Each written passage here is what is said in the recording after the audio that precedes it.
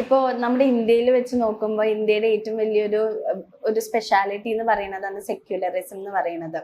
എല്ലാ ഒരു മതമോ ഒന്നും വ്യത്യാസമില്ലാതെ മൊത്തത്തിൽ നമ്മൾ ഒറ്റക്കെട്ടായി നിൽക്കുന്നു.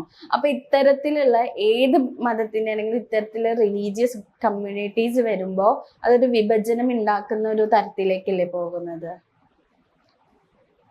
ഹിന്ദു എന്ന് പറയുന്നത് ഒരു മതമല്ല.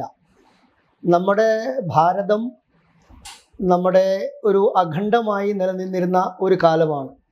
ഈ സെക്കുലറിസം വന്നത് സ്വാതന്ത്ര്യാനന്തര ഭാരതത്തിൽ നമ്മുടെ പ്രധാനമന്ത്രിയായിരുന്ന ഇന്ദിരാഗാന്ധി ബോധപൂർവം എഴുതി ചേർത്തതായിട്ടുള്ള ഒരു കാര്യമാണ് സെക്കുലറിസം എന്ന് പറയുന്നത്. ഭാരതം ഹിന്ദു രാഷ്ട്രമാണ്. ഇത് ഹിന്ദു രാഷ്ട്രമാണ്, നമ്മുടെ അഖണ്ഡ ഭാരതമാണ്.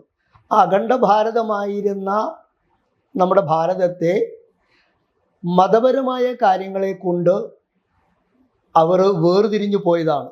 പാകിസ്ഥാനായാലും അഫ്ഗാനിസ്ഥാനായാലും എല്ലാം നമ്മളെ വിഭജിച്ച് ഭരിക്കുക എന്ന ബ്രിട്ടീഷുകാരുടെ ഒരു തന്ത്രത്തിൻ്റെ ഭാഗമായിട്ടാണ് ഈ ഒരു സാഹചര്യം ഇവിടെ ഉരുത്തിരിഞ്ഞത്.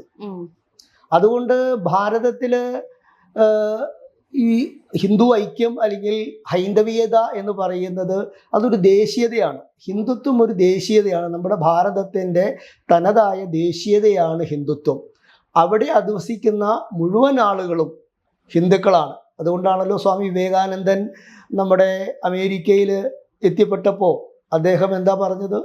ഭാരതത്തിലെ ഒറ്റ വാക്കുകൊണ്ട് കേവലം 3 മിനിറ്റ് കൊണ്ട് ലോകത്തെ കൈയടക്കാൻ സ്വാമി വിവേകാനന്ദന് സാധിച്ചത് ഈ ഭാരതത്തിൻ്റെ തനതായ ദേശീയത ഉൾക്കൊണ്ടുകൊണ്ട് പ്രസംഗിച്ചത് കൊണ്ടാണ്, സംസാരിച്ചത് കൊണ്ടാണ്.